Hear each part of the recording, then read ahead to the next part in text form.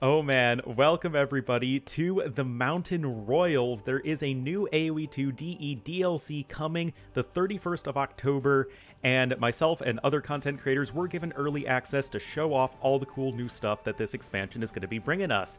So, I will be going through all of the new civs, reworked Persians, the new campaigns. I'll do a bunch of testing with the new units and techs. All that good stuff will be coming in various videos. But first and foremost, I do want to be starting here with the two new civilizations, the Armenians and the Georgians. So this first video will be about the Armenians. I'll have a video about the Georgians probably a few hours after the Armenians video goes live, and then we will be taking it from there. So with all of that said, let's get into this because there's a lot to like. Okay, so before jumping into the Armenians here, there are two things that you have to know about the both of the new civilizations. They have two unique buildings shared between them, the fortified church and the mule cart.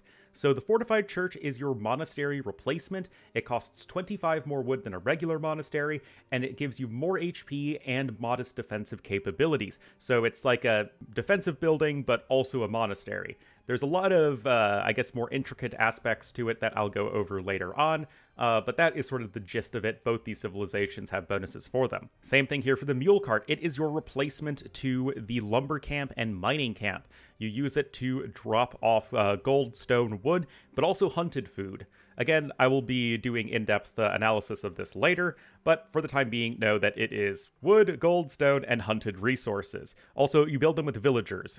Yes, you build mules with villagers. That's AoE2 for you.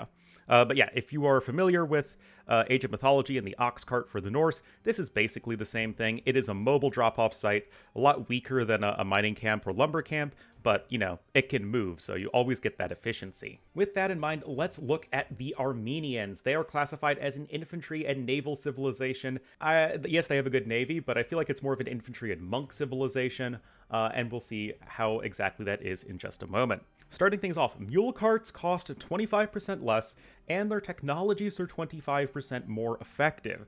So, mule carts, they normally cost 20 food and 100 wood, adding some food cost to the existing wood cost of lumber camps and mining camps, but for the Armenians it is only 15 food and 75 wood. Just cheaper drop-off sites are handy, just look at the Japanese, and getting these out more easily in the early game is going to be quite helpful. The technologies being 25% more effective, what does that mean? Double bit axe normally makes your villagers chop wood 20% faster, but for the Armenians it will be 25% faster.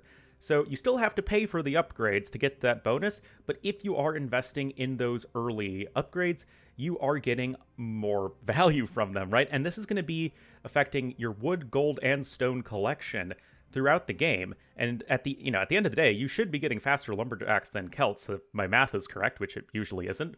You'll have really good gold miners as well. So this is a pretty powerful economy bonus. It does require that early investment, or I guess investment at all, just to be effective, but it's a solid eco bonus. Relatedly, your first fortified church will generate a free relic. So this relic will be garrisoned for you in the fortified church. It's not like you build the fortified church, the relic spawns next to it, and then your enemy steals it. No, don't worry, it will be already garrisoned in the fortified church. But still, if you build the fortified church forward, then your enemy can steal it. Basically, you get a free relic when you build the first fortified church. Handy. On now to the military bonuses. So, first one, barracks units, except men-at-arms, are available one age earlier. This is cool, guys. Look at this. You still get men-at-arms in feudal age, but you can get feudal age pikemen, feudal age longswordsmen, castle age champions, and halbs. That's pretty sick. That is a cool bonus. There's a lot to unpacked here. Is it worth investing in pikemen and longswordsmen in the feudal age? The upgrades have been made cheaper in the past. Remember, 150 food, 65 gold for longswordsmen, and 160 food, 90 gold for the pikemen. You get to kill scouts in 2 hits with pikemen, as opposed to 3 with spearmen. Longswordsmen, I mean, you're just looking at a unit with 60 HP, 9 attack, and 1/1 armor in feudal age. I mean, yeah, you also have to get the men-at-arms upgrade, but you can grab supplies. Champion's going to be a big ask in Castle Age just because it is so expensive, but two-handed swordsman is relatively cheap. Infantry play has been pushed by the devs for quite some time now. It has seen, I would say, modest success in making infantry more viable in the meta. This feels pretty interesting. It boosts infantry at times in the game that we don't normally see them, which I really like. Where do we see infantry in high-level AoE2 right now? It is militia into early men-at-arms in Feudal Age, and then champions in the late game. We see both of those relatively often. This doesn't help a men-at-arm rush at all, and this bonus itself does not help your late-game champion or halb spam, but it makes you a lot stronger in that mid-game window from, mid-Feudal Age through early Imperial Age, I guess in this case late Castle Age, where you just don't see infantry play all that much, and I'm really looking forward to see how players will incorporate that into their, their gameplay, their strategeries. Next bonus, galley line fires 2 projectiles. Ornlu, that's gonna make them super busted! No, don't panic. The second projectile deals 1 damage. It's like the Hulche Javelineers for Mayans with their skirmishers. I don't really get this bonus. It helps versus high pierce armor targets, but basically, your galleys get 1 extra damage, which is nice. It's a good early... it's good bonus for galleys throughout the game. Obviously, 1 damage is a smaller percentage increase the later on you get. But still, it's helping out your navy early on, and since you have a good eco, I imagine Armenians will be played reasonably well on water maps. But I'll get to that more later. Team bonus, infantry plus 2 line of sight. Pretty straightforward, solid team bonus. Infantry are in general quite slow, so having that extra line of sight will perhaps allow you to get your units in better position to deal with enemy archers, siege, or cavalry. Unique units. Despite being an infantry civilization, the Armenians have an archer unique unit, the Composite Bowman. It is 35 wood and 45 gold, so same gold price as an archer, and 10 more wood cost. Again, I'll be doing a deep dive on this unit in another video, but just to give you guys an idea of what this is, it's like an archer Latus, if that makes sense. It ignores armor, but not building armor. So they're very bad versus buildings, as you would imagine, but they are good at punching through those high armor enemy units. Remember that they still have otherwise bad stats. 4 attack, same as a regular archer, get 1 melee armor and only 4 range. So they're also pretty slow, same as a regular archer. So it seems like a really good unit, and I do think it will be a super good unit. I don't think you will have an army of exclusively composite bowmen. They're going to be very... okay, so they're going to be okay versus skirmishers because they get to shoot through the pierce armor, but skirms will outrange them, is going to be an issue for the unit, and they're going to be very, very awkward versus siege. Again, because they'll shoot through like the pierce armor of mangonels, but they're already outranged by the mangonels, so it's still going to be kind of a tricky matchup to work. Pierce armor in general is a lot more useful in AoE2 than melee armor, and the ignore armor stuff we've seen from Latus and Woot Steel has been ignoring melee armor because usually that is less important. Ranged units deal less damage relative to melee units in general, so having more pierce armor is generally seen as more important. Being able to ignore that is really sick. Still, they only have 4 base attack. Elite upgrade's pretty cheap, 600 wood, 500 gold, gives you some more HP and armor, and I believe it's also a faster creation time. Again, look into that later. But yeah, it's going to be a really cool support unit. I don't know if you make an army just of these guys, though. We'll have to see. Second unique unit for the Armenians is a cool one. It is the Warrior Priest. It is trained at the Fortified Church. 30 food, 60 gold, as opposed to the 100 gold of a monk, and yes, you can make both of them. An Armenian unique unit that can heal friendly units. Strong versus infantry, weak versus light cavalry ranged units. Can collect relics and bring them to monasteries. So these guys, they cannot convert stuff. That is just for monks and missionaries, I guess. But you can heal allied units. From my initial test, it's like around 18-ish% slower than a monk, in that ballpark. But that can be changed, as we'll see in a second. Beyond that, 80 HP, 11 attack, 1-1 armor. It is an infantry unit. So great HP. Remember, champions only have 70 HP, so it's more HP than a champion, and you can get it in the Castle Age. 11 attack, less than a two-handed swordsman, more than a long swordsman, and 1-1 armor, same as the swordsman line. So really, it's about having a unit that's flexible, it can heal and attack, and pick up relics, and it'll be interesting to incorporate that later on, and it does benefit from their unique tech, which I will get to in just a second. Speaking of unique techs, we'll have Cian Fleet, or Cian Fleet, I don't know how to pronounce that.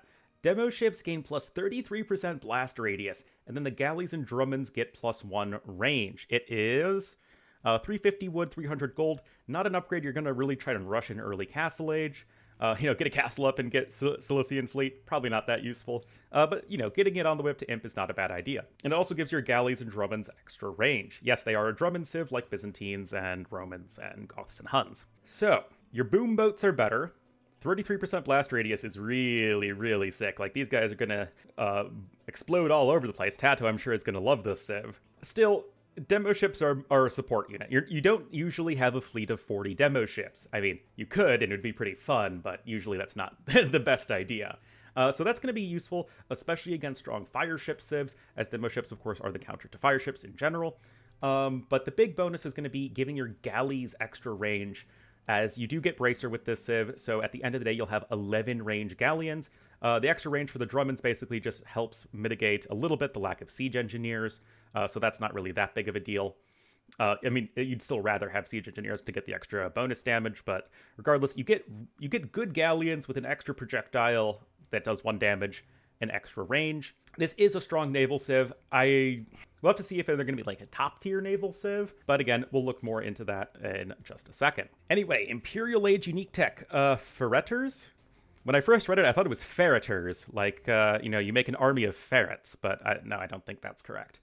So it's 550 food, 400 gold, not that bad for an imp unique tech, and infantry except spearman line gain 30 HP, and warrior priests heal 100% faster. Oh boy. So, doesn't apply to spearmen, but your champions will get 100 HP. Same as an unupgraded knight, which is pretty sick. Remember, Viking champions, I believe, have 84 HP, I want to say.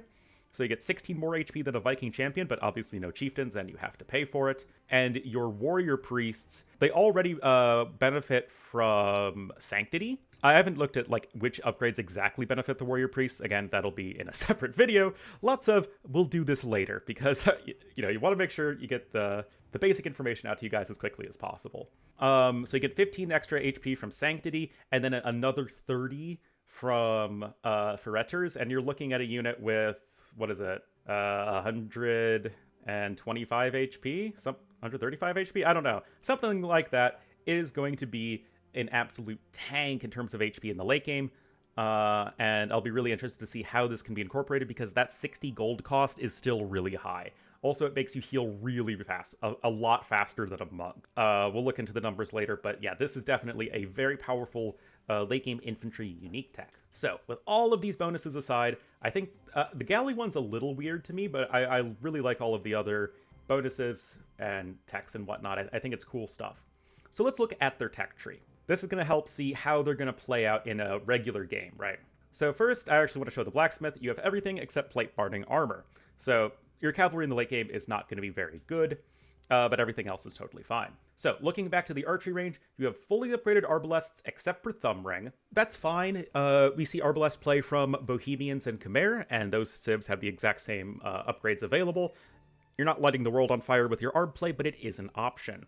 Skirms are basically fully upgraded. Missing thumb ring for skirms is not really that big of a deal, and they'll get the job done. Cav archers are bad. Not having hand cannoneers isn't great, but you do, remember, have your composite bowman. Doesn't get to benefit from thumb ring, so the fire rate isn't super high, but still, it's going to be a very strong support unit to your army. Solid archery range. I'm not going to give out Spirit of the Law grades, because we'll have to see exactly how this plays out. Barracks. It's strong, right? You have this ability to create later stage swordsmen in the mid-game that I think should be pretty good. I mean, Castle Age Halbs feels like it's going to be doing a great job of shutting down cavalry civs alongside the monks. So this can be a very core part of your gameplay, and you can have all the upgrades. So, and late game you have champions and warrior priests that have like a bajillion HP. And yeah, all the relevant upgrades. But look at this. Cavalry's not bad with this civ in the mid-game. It is the exact same stable as Japanese, for reference, for a more familiar civ to you guys. So you have Light Cav and Cavalier, Bloodlines Husbandry, Blast Furnace, but no +4 defense, or Pasara Paladin. So late game, yes, your cavalry's pretty bad in the late game, and your Light Cav rating potential is not going to be that great. At the same time, if you're playing mid-game Knights or even Light Cav, you're fine. You've got all the relevant upgrades. So you can play mid-game Knights, infantry, archers, and monks all really effectively. I feel like this civ is going to be a powerful and flexible one on a lot of open maps. Siege Workshop. You have capped rams, onagers, and heavy scorpions, no bombard cannon, and no siege engineers. Yeah, this is probably one of the weakest areas of the Civ. Not having siege ramps does hurt your, just your pushing potential in the late game. And not having Bombard Cannon does hurt a lot on really any map type. It's just such a vital unit these days in terms of being able to pick off enemy, buildings or siege units, archers from a distance. And as we're seeing, the Armenians, they have strong infantry and archer options and good monks, but the units aren't all that pop efficient. And you are missing some of those good siege units and cavalry units that normally can make an army super strong in, a 200-200 population Imperial Age situation. So missing bombard cannons as well as siege engineers. The Armenian siege is not really where it's at, but at least, you can kind of get the job done-ish. Navy, we already looked at. Again, I like how it plays to not fast fire ships. The Civ doesn't even have fast fire ship, which is really dominating the meta these days on water maps because people just don't want to fully invest into water. Your strength lies in your galleons and your demo ships, and then you have dry dock and shipwright just like you would need. Good early eco to help you out there on the water. I think this is going to be a good water Civ. I'm not sure if it will be beating the top water Civs. We'll have to see as far as that goes, but it's certainly going to be something I want to try out, and it's something that's at least worth considering. Defenses are okay. No treadmill crane is, sad, but not the biggest of deals. No architecture, same thing. Yeah, missing siege engineers does hurt a little bit, especially because the rest of your siege isn't that great anyway, but you got bombard towers, and that always makes me happy. And fortified walls, so it's okay defenses. You have hoardings as well. Yeah, that's all right. Monastery, it's a perfect monastery, and you have a monk unique unit. This is literally going to be one of the best monk civs in the game. You have a fortified church, which is going to be able to defend your base more easily. You can garrison villagers in them to fire arrows, and you even get a free relic there as well. This is a great monk civilization, and it's going to be really important to have those good monks to deal with the enemy siege units that are going to be flattening your composite bowmen and infantry in the late game. So you'll be using your monastery / fortified church a lot with this Civ. And economy-wise, you have guilds in the late game, which is nice. No crop rotation. A little sad. No stone shaft mining, not the biggest deal. But still, getting those more effective technologies is going to help you throughout an entire game of AoE2, and it's just a solid eco bonus. And so where do we see Armenians being played? I've already discussed this throughout the video, but it's really going to be a flexible Civ for a lot of different map types. I think your more closed maps are not going to be where the Civ shines, just because you have a bit of a rough time versus great gunpowder ranged and siege options. But at the same time, you can do whatever you want with them on open maps. You have a very broad eco bonus that can work into a lot of different strategies, and then you just have the good archer, infantry, mid-game cav play, and the warrior priest options for anything. You have a unique unit that can work against a lot of strong enemy units. I can't wait for the first rage post where somebody tries to make a bunch of Huskarls to counter the composite bowmen and they just die because of they ignoring the Pierce Arbor. Huskarls will still kill them very quickly because of the bonus damage, but still. It'll be interesting to see those guys play out. Warrior Priests are going to be a lot of fun, although they are quite expensive. And I'm really looking forward to this civilization. Please let me know in the comments what you guys think of the Armenians. Are you looking forward to them? What are your favorite aspects about them? And yeah, thank you all so much for watching. Be sure to stay tuned for plenty more of the Mountain Royals videos, and see you guys next time.